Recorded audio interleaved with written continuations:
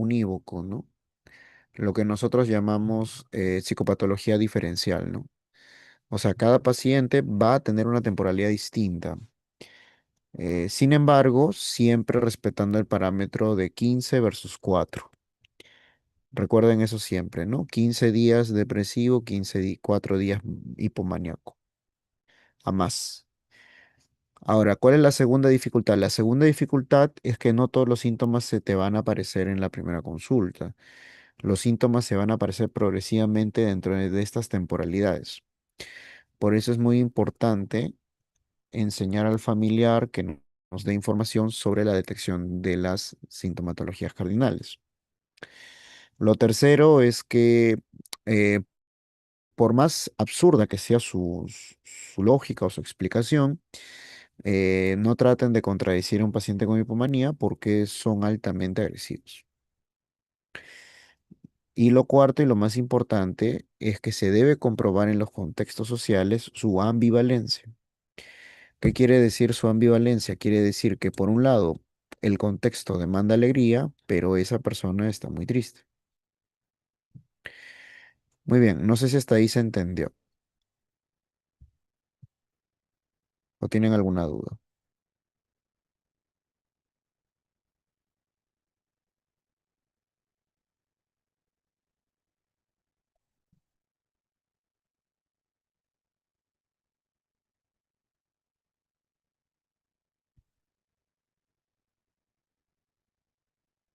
¿Tienen alguna duda, chicos?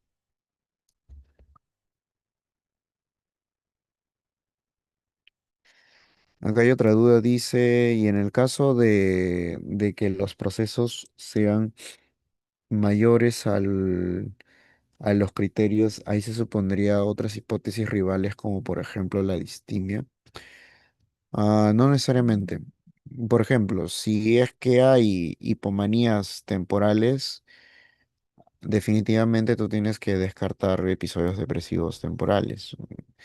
¿Qué quiere decir esto? De que, por ejemplo, si yo quiero evaluar depresión unipolar, definitivamente no tiene que haber hipomanía. Si yo quiero evaluar distimia, no tiene que haber hipomanía. Si yo quiero evaluar ciclotimia, tiene que haber hipomanía, pero con lapsos de episodio depresivo. Entonces, va a depender del criterio de exclusión que tú establezcas. Ajá. Bueno, entonces, ¿cuál es la diferencia entre la manía y la hipomanía? La diferencia es cualitativamente de grado, que quiere decir que cuando tú estableces parámetros de vigorosidad, ¿qué significa vigorosidad? O sea, significa de que el paciente está sobreexcitado tanto muscularmente como jovialmente. Cuando tú estableces parámetros de vigorosidad, tú tienes que ver la total desconexión sobre ciertas órdenes o ciertos contextos donde el consultante netamente rompe con el control social. Por ejemplo, si todos estamos aquí callados, que ese sería un estímulo de control contextual, ese estímulo no es respetado por el paciente maníaco, ¿no? A tal punto de que si nosotros incluso lo ordenamos a que se calle, pues nos trataría de golpear. Y ahí vamos al segundo nivel, o sea, los niveles de agresividad del paciente maníaco no tienen nada que ver con el tema de la regulación social. Al contrario, son pacientes que se totalmente desregulan.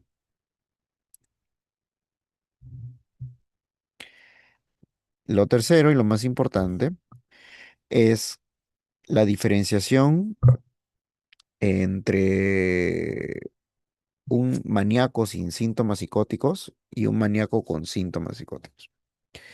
Cuando es maníaco sin síntomas psicóticos, siempre va a priorizar la parte de la locuacidad. O sea, todo lo que es la parte de el pensamiento taquipsíquico, o sea, por ejemplo, que hable muy aceleradamente, va a priorizar la parte de, por ejemplo, el, el humor exacerbado, la violencia, la vigorosidad y el impulso sexual, pero todavía conserva la lógica y conserva una argumentación parcialmente coherente. ¿Qué quiere decir esto? De que, por ejemplo, él puede estar hablando cosas que son graciosas, pero sí tienen una coherencia en el contexto donde se encuentra. Sin embargo, cuando hablamos con manías y síntomas psicóticos, ahí sí el paciente no está dentro del contexto que se recomienda. ¿Por qué? Porque cuando el paciente sí tiene síntomas psicóticos, recordemos que siempre vamos a evaluar los síntomas psicóticos entre síntomas positivos y síntomas negativos. ¿Cuáles serían los síntomas positivos? Que, por ejemplo, el paciente sufra de delirio. El delirio es cuando un argumento no tiene ningún principio lógico ni tampoco tiene un principio argumentativo, pero sin embargo el paciente se lo cree. El segundo es que sufra de nada orientación espacial. ¿Y qué quiere decir esto? No es que nos importe si reconoce si está, por ejemplo, hoy día a las 10 de la noche, un día diciembre del 2025. No, no nos interesa eso. Lo que nos interesa es si el consultante reconoce que no está siendo controlado por un estímulo. Y el paciente no reconoce eso. Es más, ni siquiera le importa, ¿no? Y lo tercero es y más importante son las consecuencias sociales de la conducta psicópata. Las consecuencias sociales van a ser justamente las que determinen que el paciente tome procesos de cárcel, por ejemplo, o que tome procesos de violencia contra sus pares.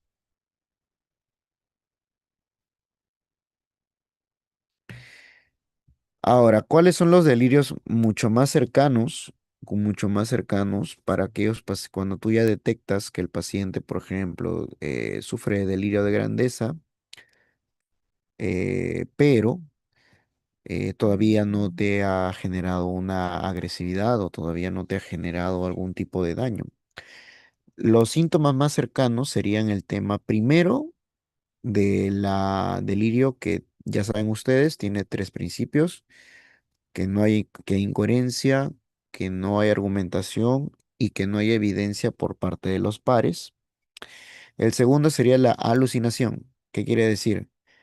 Que hay muchas ocasiones en las cuales el consultante va a estar enfrente de nosotros y siempre ustedes tendrían que evaluar la alucinación de esta manera. No sé si pueden prender su cámara, por favor, para aprender juntos la evaluación de una alucinación de manera cualitativa.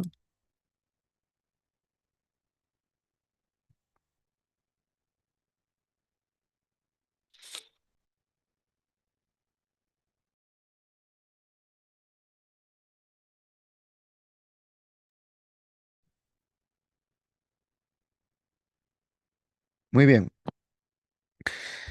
A ver, cuando nosotros tenemos enfrente un paciente que sufre de alucinación, siempre, siempre al consultante hay que preguntarle en qué cuadrante del todo el potencial estimular, que es todo el potencial estimular, es todo lo que ve la persona.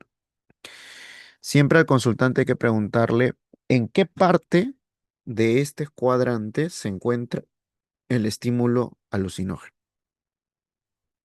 Ahora, ¿por qué es importante eso? Porque el paciente va a comenzar a señalar para acá, para acá, para acá o para acá. ¿Hasta ahí se me entiende? Ya, ese señalamiento es muy importante, chicos. ¿Saben por qué? Porque ahí estamos generando una contraargumentación de que él solamente está convencido de ese señalamiento. Si no hay otra persona que argumente igual, entonces no podríamos decir que este consultante tiene toda la razón. Entonces, van dos principios ahí. Primero, ¿qué deseas que vuelva a explicar?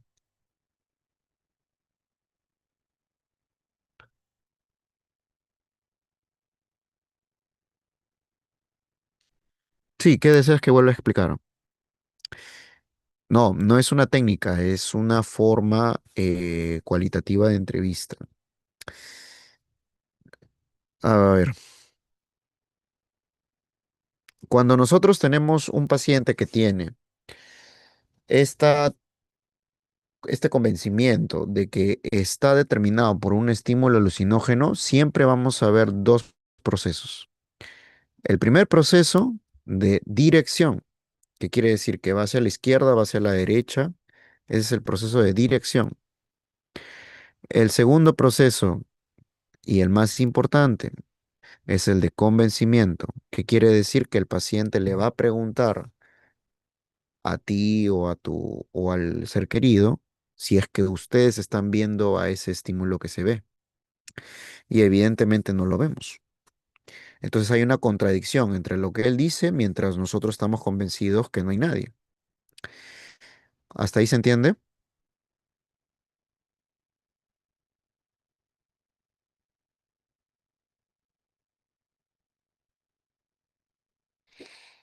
No, pero gracias, Melissa, pero para todos, ¿se entiende hasta ahí?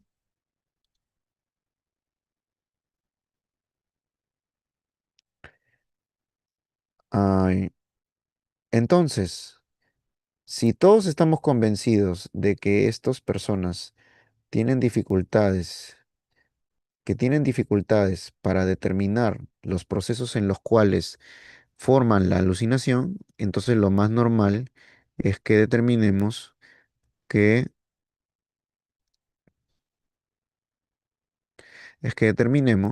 que los pacientes tienen un delirio. Hasta ahí.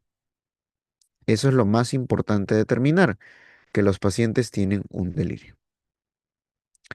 Ahora, ¿cuál es lo sustantivo número dos? Lo sustantivo número dos es que el estímulo nunca va a ser un estímulo agradable.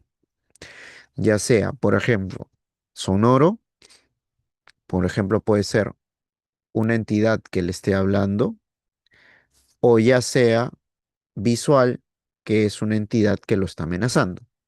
Entonces, siempre ustedes van a ver que siempre el paciente va a tener miedo. ¿Se entiende hasta ahí?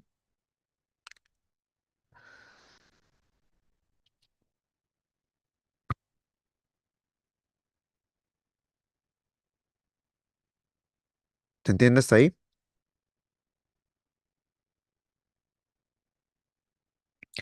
Así es, o sea, quiere decir, y lo más importante, que todos los estímulos con los cuales el paciente va a interactuar son estímulos que no necesariamente va a poder procesar. ¿Por qué? Porque es altas cantidades de temor, de miedo. Ahora, esto es muy importante de que ahí vamos al tema de Yasmín. ¿Qué pasa con las mentiras? Ya, hay la posibilidad que ciertos delincuentes quieran hacerse pasar como delirios por un beneficio penitenciario. Por ejemplo, ¿cuál es el beneficio penitenciario de tú demostrar ante una corte que tienes un delirio, que ya no vas a estar en prisión, sino vas a estar en un sanatorio mental? Entonces, para eso hay ciertas habilidades y ciertas estrategias cualitativas que nos permiten ver que el paciente está mintiendo. Lo primero es que tiene que haber la totalidad de los síntomas positivos y negativos básicos del síndrome psicótico. No puede ser posible que un paciente esté psicótico y esté bien presentado. No puede ser posible que el paciente sea psicótico y por momentos le da lapsos de recordar que está en el primer o segundo piso. Y lo tercero y más importante, no puede ser posible un paciente psicótico que tenga lapsus de coherencia racional. Entonces siempre recuerden, ¿no? El paciente psicótico no está en el tiempo y espacio actual, no tiene ciertos procesos de regulación del comportamiento, en este caso verbal, no tiene la capacidad de poder tener un juicio de valor con los demás, o sea, siempre está en contra de lo que nosotros decimos. ¿Qué quiere decir esto? De que si él está convencido que mañana Jesús viene, pues todos nos vamos a quedar mirando a ver si va a venir. Si tú le dices, por ejemplo, que ese es absurdo de que Jesús va a venir, pues evidentemente él se lo va a tomar a personal y te va a agredir. Ujú. Sí, sí, sí, aval, no hay problema.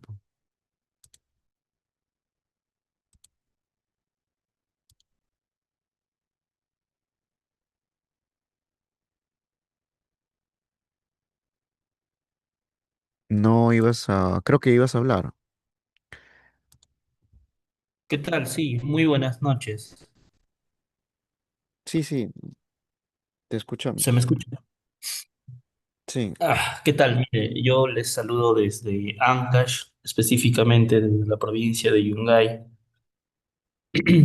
A la fecha vengo trabajando aquí en un CAR, en un albergue, en donde, bueno, valga la redundancia, tenemos albergados a varios niños del sexo masculino, en el cual tenemos un chico que está diagnosticado con episodios psicóticos, con ideas delirantes, si no me equivoco.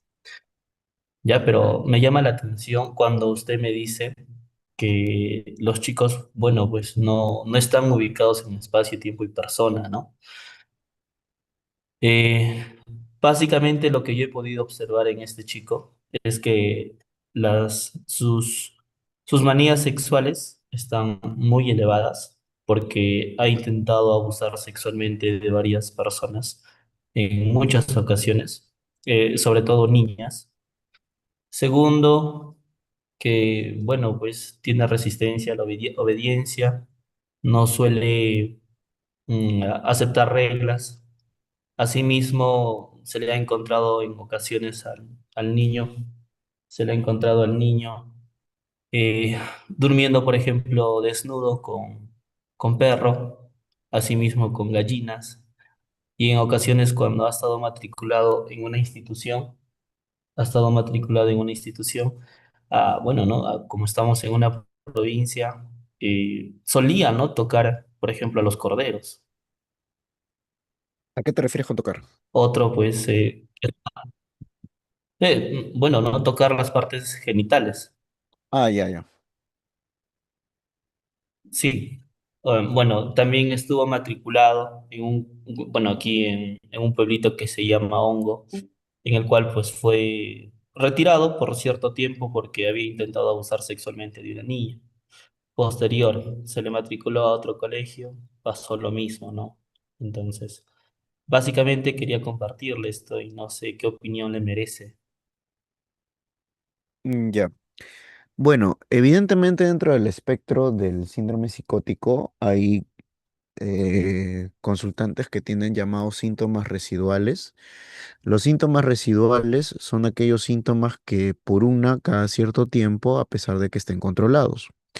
Sin embargo, también encontramos consultantes que tienen comorbilidades complejas, ¿no? Ahora, tendría que conocer el caso realmente para ver por qué es que le diagnosticaron trastornos de ideas delirantes. Em, em, pero sí, sí hay, pueden haber esas combinaciones, como te digo, ¿no? Sí, mire, justo yo esto sustentaba ante el juzgado el tema de comorbilidad. ¿Por qué? Porque a mi criterio personal, por lo menos a la poca experiencia que he tenido trabajando con usuarios, para mí encaja en un trastorno de conducta, ¿no? Y asimismo, pues, con los brotes psicóticos. Entonces, es un poco complejo, ¿no? Porque, bueno, está medicado psiquiátricamente, pero aún así presenta estos signos y síntomas, ¿no? Son persistentes. Ya. Sí, solamente recuerda que pues depende, ¿no? Si es un adolescente puede ser oposicionista desafiante, puede ser disocial, va a depender de ciertas características, ¿no? Por ejemplo, hay adolescentes que no tienen sentimiento de culpa, ahí la hipótesis sería para la disocialidad, en cambio, si son rebeldías que son constantes hacia normas de convivencia, ahí sería para el oposicionista desafiante. Ahora, como vuelvo a repetir, ¿no? Los síntomas psicóticos se desarrollan en tiempos donde también pueden haber otros problemas. Y eso hace que cuando ya hablemos de medicación, generen síntomas residuales. Los síntomas residuales, generalmente, por ejemplo, en la esquizofrenia, se manifiestan con la desatención, el deterioro cognitivo. Sin embargo, pueden haber consultantes que demuestren alteración conductual. Pero igual tendría que ver qué tipo de evaluación le han hecho, qué pruebas le han hecho. Es Eh, que, mire, básicamente, como le repito, es un poquito complejo, porque el joven al presentar este tipo de conductas, se le ha retirado en varias ocasiones de las instituciones, entonces no ha ido desarrollando el coeficiente intelectual. Y es más, a medida que ha sido evaluado para la medición del CI, pues también lo han diagnosticado con discapacidad intelectual, ¿no? Pero, bueno, yo considero que no está al 100% correspondiente este diagnóstico, porque el joven sí almacena información. Por ejemplo, camina de una distancia de a 45 minutos aproximadamente de donde estamos. Segundo, el joven, segundo que el joven ya aprendió a leer, ya aprendió a escribir su nombre, por ejemplo. No, estoy hablando de un joven que tiene 13 años, de un adolescente que tiene 13 años. Bueno, es lo que quería compartir. Muchas gracias. sí, no hay ningún problema. Solamente que, como siempre hemos dicho en este curso, y creo que ustedes han visto, que, por ejemplo, ustedes van a encontrar mayor complejidad de casos en las partes rurales del país. Y muchos de los profesores que hemos dictado aquí, creo que siempre les hemos aconsejado que tengan, para el tema del diagnóstico, puedan tener ciertas mentorías o ciertas experiencias en el interior del país, porque realmente los casos son muy complejos de dos, tres, cuatro comorbilidades y eso te permite desarrollar un diagnóstico diferencial mucho más rápido.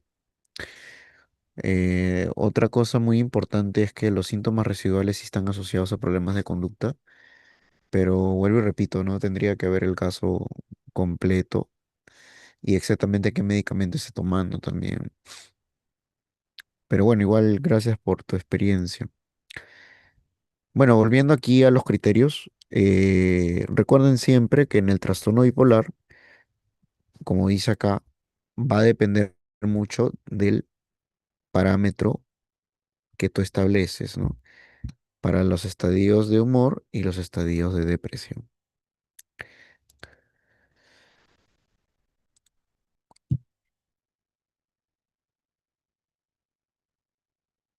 Ahora, una cosa muy importante es que ¿quién determina el trastorno bipolar estadio actual? El estadio actual lo determina el motivo de consulta.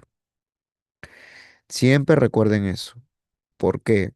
Porque el motivo de consulta es el episodio presente. Puede haber la posibilidad que el paciente tenga historial de depresión, historial de hipomaníacos, historial de maníacos, pero si el último episodio es de corte mucho más, por así decirlo, maníaco, siempre el estadio actual es el que manda. Ahora, esto también pasa en el trastorno depresivo recurrente, ¿no? Ustedes, ya como lo hemos aprendido, pueden observar que pues hay pacientes que tienen un trastorno depresivo recurrente, episodio actual, y cuál es el que mide el episodio actual, es el diagnóstico del motivo de consulta. Ahora, el episodio actual cumple con los criterios de hipomanía, que justamente ya los vimos que era la exacerbación de 4 días, y ha existido al menos otros episodios afectivos en el pasado, ¿no? Por ejemplo, hipomaníaco maníaco o episodios depresivos o trastorno mixto. Ahora, es muy importante acá también definir que es suficiente que exista una ambivalencia en los humores. Por ejemplo, si en el 2019 tuvo 15 días triste y luego pasó a 4 días alegre, y en el 2025 vuelve a la consulta y tiene la misma dinámica, es totalmente suficiente que solamente se repita una vez la dinámica para diagnosticarlo.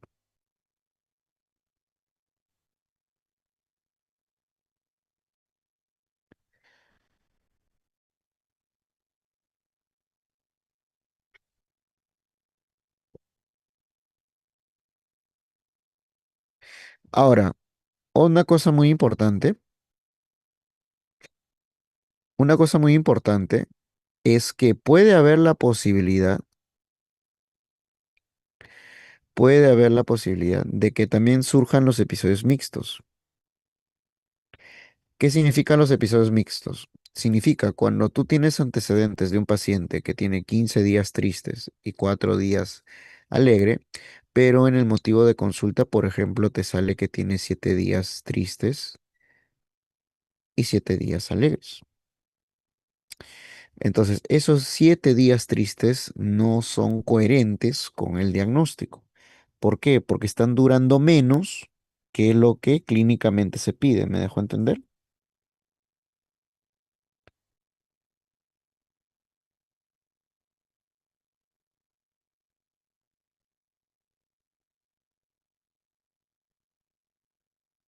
¿Se entiende, chicos? Claro, esto es algo muy interesante, ¿no? Porque puede ser que ustedes tengan en este momento ya los suficientes criterios como para diagnosticar trastorno bipolar, pero el último episodio es un episodio mixto. ¿Qué quiere decir? Que imaginemos que tenemos todos los suficientes criterios como para diagnosticarlo trastorno bipolar, pero en este último momento el consultante no desarrolla ni 15 días triste ni 2 días alegre. Entonces, ahí sí tenemos un gran problema por una sencilla razón, porque esto significa de que sus emociones están oscilando tan rápidamente que no sabemos en qué polo colocarlo.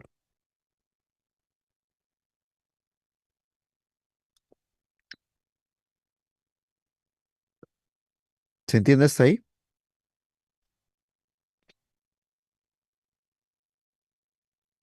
¿Se entiende hasta ahí, chicos?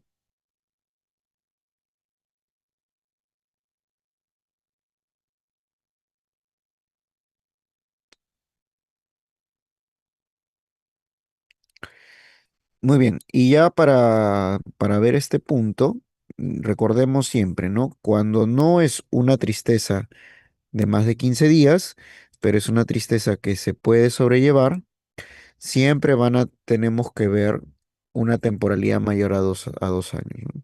Y esta temporalidad tiene que tener una historia bien marcada, bien significativa sobre momentos que tengan la presencia de más tres síntomas, como por ejemplo disminución de la energía, insomnio, pérdida de confianza, dificultad para concentrarse y llanto fácil, o pérdida del interés o insatisfacción por el sexo, sentimiento de desesperación, ¿no? Entonces, cuando el paciente no cumple los episodios depresivos, pero es funcional totalmente, tenemos que sospechar que puede haber un parámetro distímico.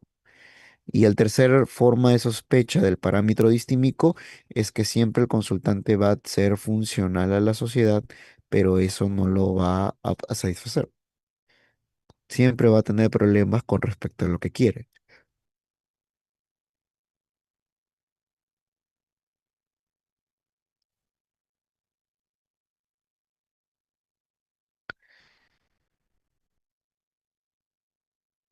Muy bien.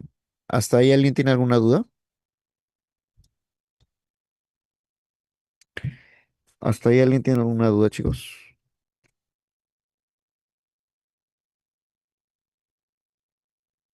¿Una duda, alguna pregunta?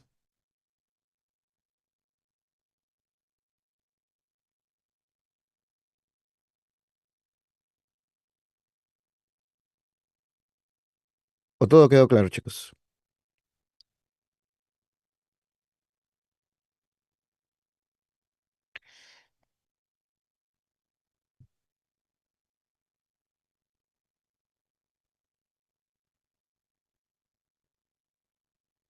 Muy bien.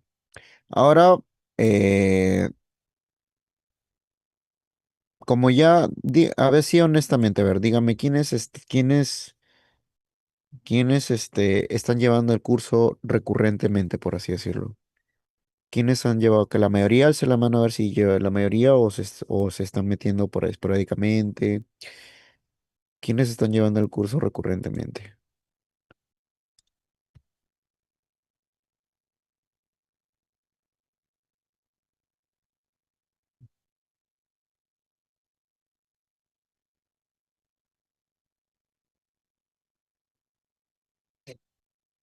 Eh, na- todos están esporádicamente.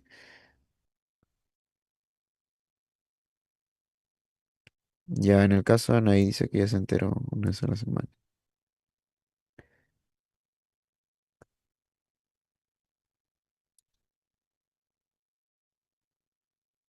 Ya.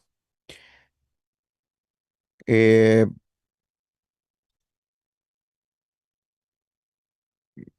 por eso quiero más o menos saber quiénes son los que están dominando toda la capacitación.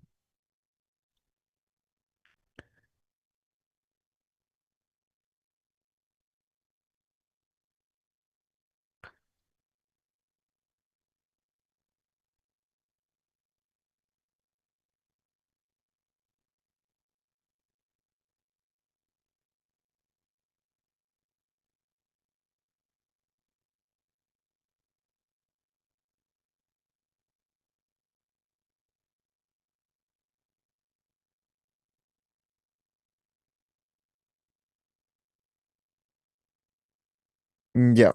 Veo que la gran mayoría no está oscilando, ¿no? Entre si falta un día, no falta un día, etcétera, ¿no? Pero vamos a ir viendo justamente si es que se puede establecer un caso clínico. Ahora, eh, sí me gustaría, no sé qué les parece, que se puedan armar en cuatro grupos y solamente hacer una pequeña lectura del caso. Y ya después juntos, ya hacemos el caso, el diagnóstico. No sé qué les parece. Solamente estoy pidiendo que hagan la lectura, nada más. Desde lo que conocen, porque yo me voy a encargar de hacer todo el proceso de diagnóstico. Ya, entonces, lo que vamos a hacer, a ver, si todos están de acuerdo, a ver, levanten su mano, por favor.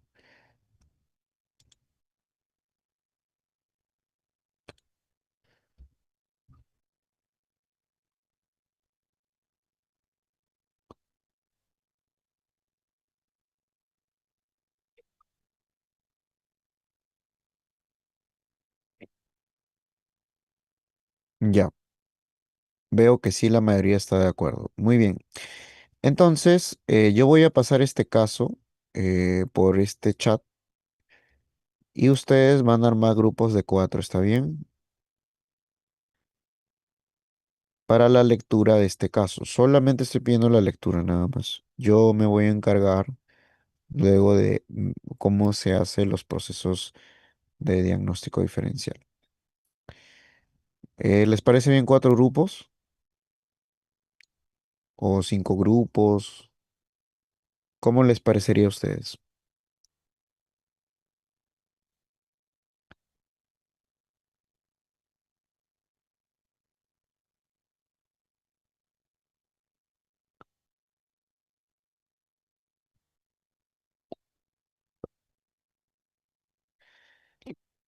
Yo creo que estaría bien cuatro. ¿O quieren de menos personas, más personas?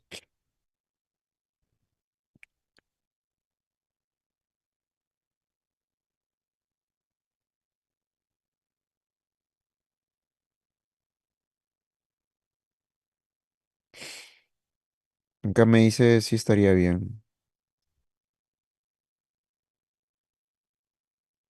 Pero los demás, a ver qué comentan, pues estarían de acuerdo en grupos de cinco.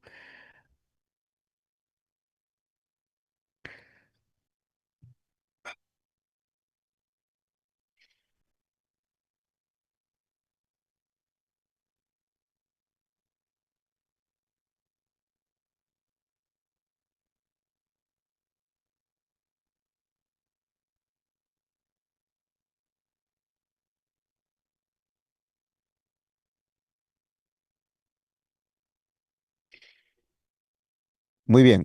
Entonces serían grupos de 5. No sé si Jimena me puedes ayudar. Sí, Les sí, vamos ahora a estoy dar, en los grupos. le vamos a dar 15 minutos.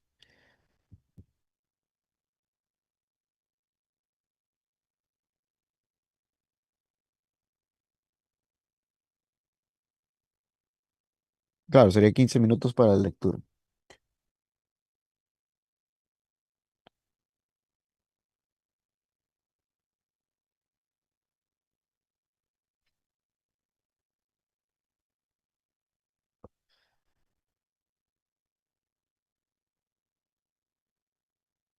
Recording stopped.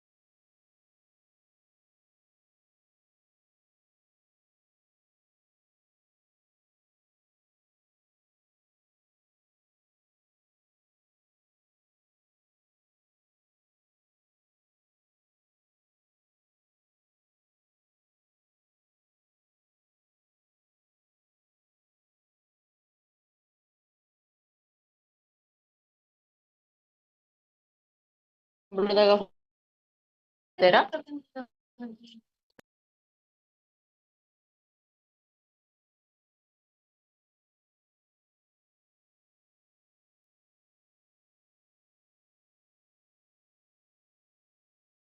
Creo que alguien tiene alguna pregunta. Me parece que no, solo se abrió un micro.